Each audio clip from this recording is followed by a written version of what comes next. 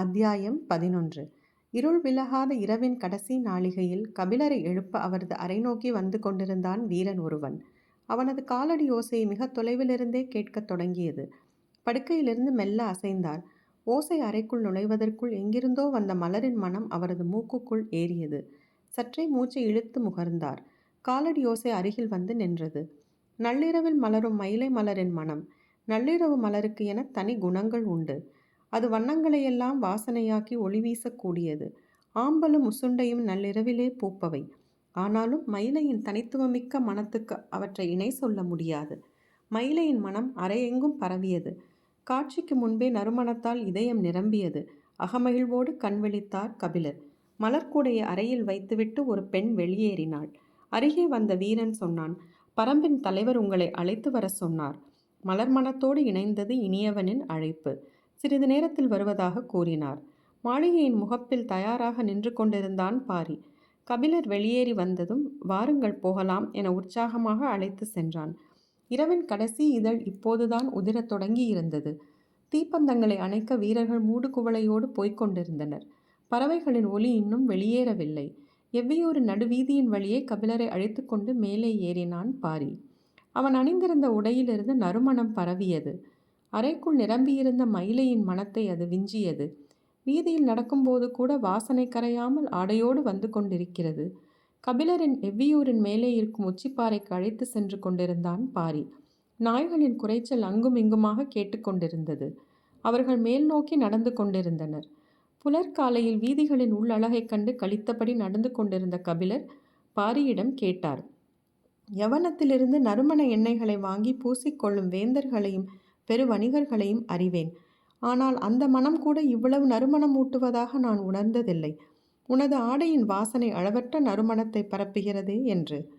அதிகாலை காற்று மனம் கொண்டுதானே மிதந்து வரும், அதனால் இருக்கலாம் என்றான் பாரி. இல்லை, காலடி ஓசை என்னை எழுப்பிய போது காற்றில் கலந்திருந்த மெல்லிய மனத்தை நான் உணர்ந்தேன்.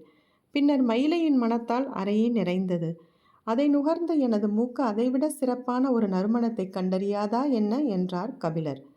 இருவரும் உச்சிப்பாறையின் அருகே வந்தனர். வெளிச்சம் மெல்ல பரவிக்கொண்டிருந்தது. கீச் கீச்சென பறவைகளின் குரல் கேட்கத் தொடங்கியது. பாரி சொன்னான், தாழை மலரில் பெண் பூ ஆண் பூவென இரு வகைகள் இருக்கின்றன அல்லவா? அவற்றுள் ஆண் பூவின் அரும்பு மிகவும் மனமூட்டக்கூடியது. காய்ந்த ஆண் பூவின் இதழ்களை ஆடைக்குள் போட்டு வைத்திருந்தால் சிறு பூச்சிகள் ஆடைக்குள் நுழையாது. அது மட்டுமல்ல, நல்ல மனமூட்டியாகவும் அவை இருக்கும். இவையெல்லாம் சொல்லத்தான் கேள்வி. இப்போது நீங்கள் சொல்வதால் தான் இவ்வளவு மனம் வீசுவது தெரிகிறது. எங்களுக்கு இது பழகிவிட்டதால் தெரியவில்லை என சொல்லியபடி பாறையின் மேலே கபிலரை கைதூக்கி ஏற்றினான் பாரி. இருளகன்று எவ்வியூரின் மீது வெளிச்சம் பரவிக்கொண்டிருந்தது. கபிலர் உச்சிப்பாறையிலிருந்து நாற்புறமும் பார்த்தார். எவ்வியூரின் பேரழகு அவரது கண்களை சுழற்றி கொண்டிருந்தது. முழு வட்டமும் சுற்றிய போது நகரின் அழகில் தன்னை மறந்தார். இயற்கையான பாறை அமைப்புகளுக்கேற்ப மடித்து மடித்து கட்டப்பட்ட வீடுகள், இங்கொன்றும் அங்கொன்றுமாக கிளை பரப்பி நிற்கும் பெரும் மரங்கள், கரும் பாறைகளை அரணாக கொண்டு கட்டி எழுப்பப்பட்டுள்ள மாளிகை. மாளிகை இருக்கும் தென் திசையில் மிக தொலைவில் மலை நோக்கி செல்லும் சாலையில் தேரொன்று விரைந்து போவது தெரிந்தது. அதை கவனித்த கபிலர் கை நீட்டியபடி பாரியை பார்த்தார். பாரி சொன்னான், அந்த பக்கம் இரு குன்றுகளுக்கு பின்னால் தான் பாலி நகர் இருக்கிறது. அங்குதான் ஆயுத சாலைகள், பயிற்சி கூடங்கள், தொழிலகங்கள் எல்லாம் இருக்கின்றன. எவ்வியூரை விட அதிகமான மக்கள் அங்கு வாழ்கின்றனர். விருந்தினர்கள் தங்கும் இல்லங்கள் அங்குதான் இருக்கின்றன. பாணர் கூட்டம் வந்து தங்கி செல்வது எல்லாம் அந்த இடத்தில்தான். பாலி நகரில்தான் வேளிர்கள் செல்வங்களையெல்லாம் பாதுகாத்து வைத்துள்ளனர் என்று கேள்விப்பட்டுள்ளேன். அங்குதான் இருக்கிறதா பாலிநகர் என்று கேட்டார் கபிலர். கபிலரின் கேள்வி கண்டு புன்னகைத்தான் பாரி. எங்கும் பறவைகளின் ஓசை கேட்டுக்கொண்டிருந்தது. கிழக்கு திசையை பார்த்தபடி நின்றிருந்த பாரி மறுபக்கம் திரும்பாமல் கபிலரின் கேள்விகளுக்கு பதில் சொல்லிக் கொண்டிருந்தான். கபிலரின் கண்கள் சுற்றி சுற்றி சுழன்று கொண்டிருந்தன. வெளிச்சம் கொஞ்சம் கொஞ்சமாக கூடும்போது கரும்பாறையின் மீதுள்ள நகரம் தனது மேனியின் எழிலை கூட்டிக் கொண்டிருந்தது. மக்கள் வீடுகளிலிருந்து வெளியில் வரத் தொடங்கினர்.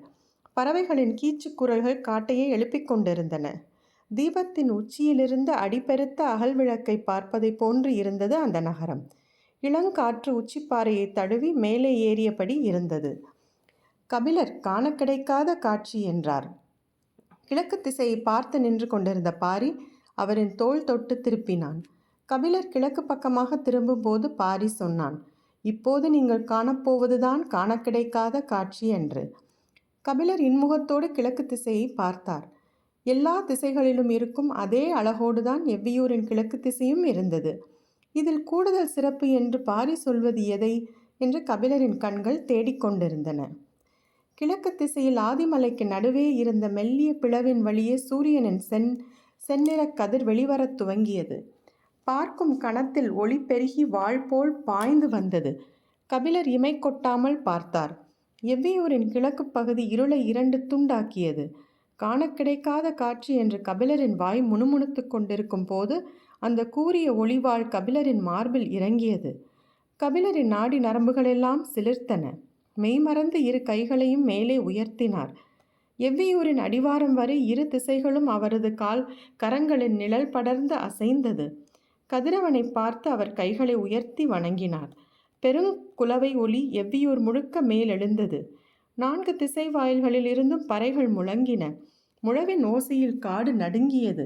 மக்கள் எல்லோரும் தங்களின் வீடுகளின் மேலேறி குலவையிட்டு அந்த அருங்காட்சியை கண்டு மகிழ்ந்தனர். துல்லியமான இடத்தில் கபிலரை நிறுத்திய பாரி ஈரடி கீழிறங்கி நின்று அண்ணாந்து பார்த்தான்.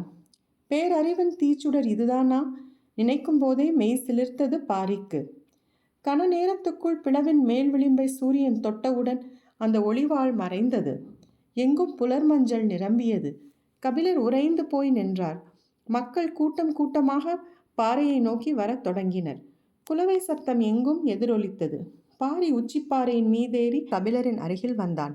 4 ஆண்டுகளுக்கு ஒருமுறை தெற்கு ஓட்ட காலத்தின் 6ஆம் நாளில் ஆதிமலையில் உள்ள பெருங்கடவின் நடுவிலிருந்து கதிரவன் மேலெழும்பி வருவான்.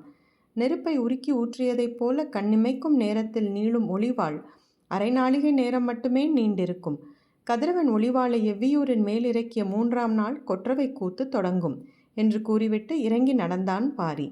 திரண்ட மக்கள் கூட்டம் உணர்ச்சி பெருக்கோடு குலவையிட்டபடி அவன் பின்னே சென்று கொண்டிருந்தது. அவர்கள் அரண்மனைக்குள் நுழையும் வரை பார்த்து கொண்டிருந்தார் கபிலர்.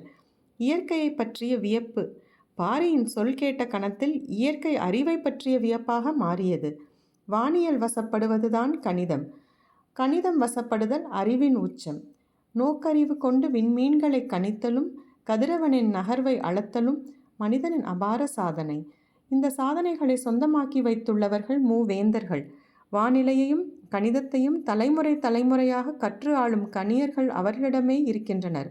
அதனால்தான் நீரும் நிலமும் வானும் வேந்தர்களுக்கு வசப்பட்டிருக்கின்றன. ஆனால் இந்த பேரறிவு சின்னஞ்சிறு வேளிர் கூட்டத்துக்கு எப்படி வசப்பட்டது? 1 வாரத்துக்கு முன்பே கொற்றவை கூத்து தொடங்கப் போவது பற்றி வேட்டூர் பழையன் சொன்னது கபிலருக்கு நினைவு வந்தது.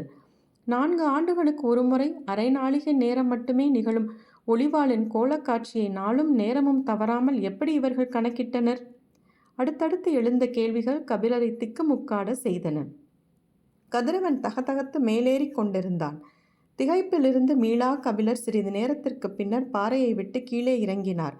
அவரை அழைத்து செல்ல வீரர்கள் நின்றிருந்தனர். ஊரின் தென் திசைக்கு போய்விட்டு மாளிகைக்கு வருவதாக சொல்லி அவர்களை அனுப்பினார்.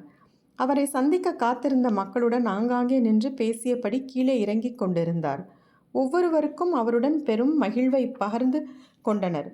தென் திசையின் அடிவாரம் வந்து சேர்ந்தவர் அரண்மனையை நோக்கி நடக்கத் தொடங்கினார். பாண்டிய நாட்டு பெருங்கணியன் திசைவேளரின் நினைவு வந்தது. நீளும் நிழல் கொண்டு உலகை அளக்கும் அவரை கபிலர் தன் ஆசான்களில் ஒருவராக எண்ணுவார். கண் சிமிட்டாத விண்மீனைப் போல வானத்தை பார்த்து கொண்டே இருக்கும் வானியலாளர் தலைமுறை தலைமுறையாக சேகரித்த அறிவு சேகரத்தின் உறைவிடம். அந்த வான் உழவனின் தாழ்பணிந்து கபிலர் பாடிய கவிதைகள் ஏராளம். அவர் தம் முன்னோர்கள் கண்டறிந்து பெயர் சூட்டிய வெள்ளியை கண்டுதான் இன்றும் நாளும் நேரமும் கணிக்கப்படுகின்றன. வானம் மிதந்து கொண்டிருக்கும் ஒரு மாயத்தட்டு, கற்பனைக்கு எட்டாத பேருலகு. மனிதன் தனது அறிவால் அதை கணிப்பது என்பது நம்ப முடியாத அதிசயம். தரதரவென தனது கையை இழுத்து கொண்டு போய் இயற்கையின் கூர்முனையின் எதிரில் துல்லியமாக நிறுத்திவிட்டான் பாரி. பெருங்கணியன் திசைவேளர் இந்த நாளில் தன்னோடு இருந்திருந்தால் எப்படி இருந்திருக்கும்? பாரியை கட்டி அணைத்திருப்பார். வேந்தர்கள் யாருக்கும் இல்லாத நாளறிவும் கோளறிவும் பாரியிடம் இருப்பதைக் கண்டு திகைத்திருப்பார். திசைகள் மட்டுமே திகைப்பை ஏற்படுத்தக்கூடியவை. திக்குத் தெரியாத திகைப்பை நிலமும் கடலும் வானும் ஒவ்வொரு கணத்திலும் உருவாக்கும். அந்த திகைப்பை வெல்லத் தெரிந்தவர்களே திசையாளும் கணியர்கள். எனவே அவர்கள் மனிதர்களைக் கண்டு ஒருபோதும் திகைக்க மாட்டார்கள். ஆனால் இன்று பாரியின் செய்கையை பெருங்கணியன் கண்டிருந்தால் திகைக்காமல் இருந்திருக்க மாட்டான் என்று எண்ணியபடி இடப்புற வீதியின் வழியே திரும்பி நடந்தார் கபிலர். எதிரே வந்த பெண் ஒருத்தி கை நீட்டி அவரின் பாதையை மறித்தாள். விலகிப் போக முயல்கிறாளோ என நினைத்த கபிலர் வலப்புறம் நகர்ந்தபோது அவள் இன்னொரு கையையும் நீட்டி வலப்புற வழியை அடைத்தாள். பெருங்கணியன் இரு பக்கங்களும் கைகளை விரித்து நீளும் நிழலின் நகர்வுகளை தனக்கு சொல்லிக் கொடுத்தது நினைவுக்கு வந்தது. உள்மனதில் கணியனின் உருவம் படிந்திருக்க அந்த கையை விலக்கி நடக்க முயன்றார். ஆனால் அந்த பெண்ணின் கைகள் அவருக்கு இடம் தரவில்லை. மரித்த கைகள் தட்டி நின்றன. அப்போதுதான் கணியனின் நினைவிலிருந்து மீண்டும் அந்த பெண்ணை உற்று பார்த்தார் கபிலர். நேர்கொண்டு பார்த்த அந்த இளம் பெண்ணின் கண்கள் கோபத்தை கக்கின. ஏனம்மா வழிமறிக்கிறாய்? கபிலரின் கண்களையே கூர்ந்து பார்த்தாள். பாரியிடம் நட்பு கொள்ளும் தகுதியுண்டோ உம்மிடம் என்றாள். கபிலர் அதிர்ந்து போனார். நெஞ்சில் கூர்மை கொண்டு இறக்கியது சொல். ஏனம்மா இப்படி கேட்கிறாய்? என்ன தவறு இழைத்தேன் நான் என்றார். மௌனத்தின் வழியே கபிலரின் அதிர்ச்சியை அதிகப்படுத்தினாள். எந்த வகையிலும் அவளின் கோபத்துக்கான காரணத்தை கபிலரால் தொடர்பு படுத்தி கொள்ள முடியவில்லை.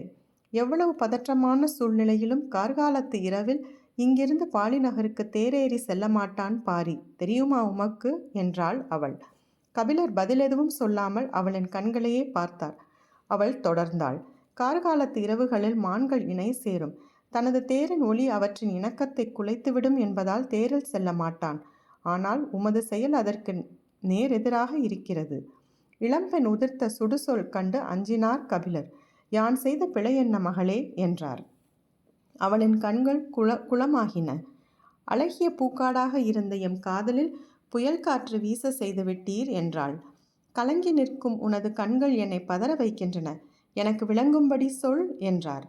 உங்களால் தான் அவன் புகழின் உச்சியை அடைந்திருக்கிறான். எனது கைகள் தழுவி கிடந்த அவனது தோளின் மீது இப்போது பாரியின் கை கிடக்கிறது. புகழால் நிலை தடுமாறி கொண்டிருக்கிறது எனது காதல் என்றாள். நீ யாரை சொல்கிறாய்? உன் காதலன் யார் என்று வினவினார் கபிலர். நீலன். கபிலர் பெருமூச்சு விட்டார். சின்னதாக ஒரு சிரிப்பு உதட்டோரம் பரவியது. அவளோ வேகம் குறையாமல் தொடர்ந்தாள். சிறு கல்லை தாண்டுவதைப் போல இருபெரும் குன்றுகளை தாண்டி நினைத்த போதெல்லாம் என்னை பார்க்க வந்தவன் அடுத்த தெருவில் தான் இருப்பது தெரிந்தும் இன்னும் என்னை வந்து பார்க்கவில்லை. எந்த பெண்ணை பார்த்தாலும் அவனை பற்றித்தான் பேசுகிறாள். என் நீலனின் பெயர் கொண்டே என் நெஞ்சை சுடுகிறார்கள் என்றாள் அவள். உன் காதலன் பற்றி பெருமை பேசினால் நீ மகிழத்தானே வேண்டும். ஏன் கவலை கொள்கிறாய் என்று கேட்டார் கபிலர். உடைந்து அழுதாள் அவள். இந்த கேள்வியை நானே பலமுறை கேட்டுவிட்டேன். என்னால் விடை காண முடியவில்லை. அவனது உறுதியை நன்கு அறிந்தவன் நான்.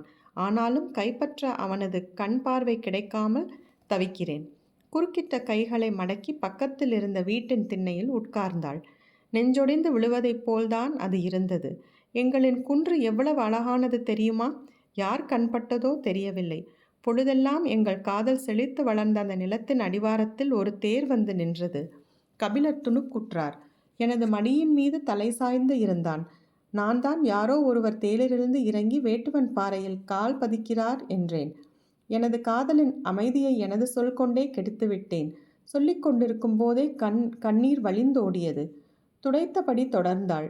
குயில்கள் கூவும் அந்த மாமர நிழலில் இதழ் விட்டு நழுவிப்போன அவனது மறுமுத்தத்துக்காக அன்று முழுவதும் காத்திருந்தேன். வரவில்லை. மறுநாள் அவன் ஊருக்கு போனேன். வந்திருப்பவருக்கு காலில் அடிபட்டுள்ளது. நீ எவ்வியூருக்கு போ. 2 நாளில் நானே அவரை அழைத்து கொண்டு வந்து விடுகிறேன். கொற்றவை விழா முடியும் வரை நாம் அங்கு மகிழ்ந்திருப்போம் என்று சொல்லி அனுப்பினான். கபிலர் தனது கதையை தானே கேட்டுக்கொண்டிருந்தார். எனது காலடிக்கு பின்னால் ஒரு காதல் நடந்து வந்திருக்கிறது. இவ்வளவு அழகிய இளம்பெண்ணின் இதழ் முத்தம் விலகி வந்தவனா? தசை பிறண்ட பின்னும் என்னை தாங்கி வந்தான். நீலன் மீதான மதிப்பு இன்னும் கூடியது. அவள் தொடர்ந்தாள். எவ்வியூருக்கு வந்த பின்பாவது நான் வாய்ப்பொத்தி இருக்க வேண்டாமா? உனது காதலன் வருவானா என கேட்ட எனது தோழியிடம், கபிலர் என்றொருவர் காலொடிந்து கிடக்கிறார், அவரை அழைத்து கொண்டு வர வேண்டுமாம், 2 நாட்கள் ஆகும் என்று சொல்லி அனுப்பியுள்ளான் என்றேன். கபிலருக்கு அவளை மகளே என அணைத்து பிடித்து கதை கேட்க வேண்டும் போல் இருந்தது. எல்லாம் எனது போதாத காலம். எதை சொன்னாலும் அது சிக்கலாக மாறித்தான் போகும். நான் சொன்ன சொல் பாரியின் காதுக்கு எட்ட உடனடியாக என்னை மாளிகைக்கு அழைத்து சென்று விசாரித்தனர். நான் கபிலருக்கு கால் ஒடிந்ததால் எனது காதலின் நாளொடிந்த கதையை சொன்னேன். அவ்வளவுதான். இரவோடு இரவாக பாரியே புறப்பட்டு புலிவால் குகைக்கு போய்விட்டான். கபிலர் வியப்பின் உச்சத்துக்கே சென்று விட்டார். தன்னை ஒரு கை பிடித்து நீலன் அழைத்து வந்ததைப் போலவே மறுகை பிடித்து இவளும் அழைத்து வந்திருக்கிறாளே என மகிழ்ந்து கிறங்கினார். போதாத காலத்தை புலம்பித்தான் தீர்க்க வேண்டும் என்பார்கள். கபிலரை பாரி தனது தோளிலேற்ற என்னை தனது நெஞ்சில் ஏற்றி வைத்திருந்தவன் எங்கு சென்றானோ தெரியவில்லை என்றாள் அவள். கண்ணீரை துடைத்தபடி சொன்னாள். ஊரே பேசுகிறது. நேற்றிரவு அவனுக்கு 60ஆம் கோழி கறி விருந்து படைக்கப்பட்டதாம். உள்ளங்கையில் கஞ்சி காய்ச்சி அவனது உதடு விலக்கி ஊட்டிவிட்ட எனது அன்புக்கு இணையாகுமா இந்த உலகு? சொல்லுங்கள், அந்த கொடியவனை என்ன செய்யலாம் என்று? கன நேரமும் தாமதிக்காமல் சொன்னார் கபிலர். அது தெரியாமல் தான் நானும் விழித்து கொண்டிருக்கிறேன். நான் தங்கியுள்ள இடத்தில் என்னோடுதான் அவனும் தங்கியுள்ளான். நேரம் கிடைக்கும் போதெல்லாம் மயிலா மயிலா என்று எவளோ ஒருத்தியின் பெயரை சொல்லி புலம்பிக் கொண்டே இருக்கிறான். அந்த பெண்ணுக்கு நள்ளிரவு பூக்கும் மயிலை மலர் மிகவும் பிடிக்குமாம். முழுநிலா நாளில் மயிலம் பூச்சூடி அவள் மீது காதல் கொண்டானாம். இன்று எப்படியாவது அவளை பார்க்க வேண்டும் என்பதற்காக எனக்கு தெரியாமல் நான் கேட்டதாக அரண்மனையில் சொல்லி மயிலை மலரை கொண்டு வந்து வைத்திருந்தான். இன்று காலை அவளுக்கு சூட்டப் போயிருப்பான் என்று நினைக்கிறேன். வெட்கமும் ஆசையும் பீரிட்டு மேலெழும்பியது. ஆடை கொண்டு கண்ணீர் துடைத்தாள். அதையும் மீறி சிந்தியது சிரிப்பு. மகிழ்வை மறைக்க மெனக்கிட்டாள். முடியவில்லை. கண்ணீர் வெடித்து காதலாக மலரும் அந்த அதிசயத்தை அருகே இருந்து கழித்தபடி அவளின் கரம் பிடித்தார் கபிலர். விடுமையா கையை, இன்னொரு நாளும் உம்மால் வீணாகிவிடக்கூடாது என அவரின் கையை உதறிவிட்டு ஓடினாள் மயிலா. அத்தியாயம் 11 நிறைவுற்றது.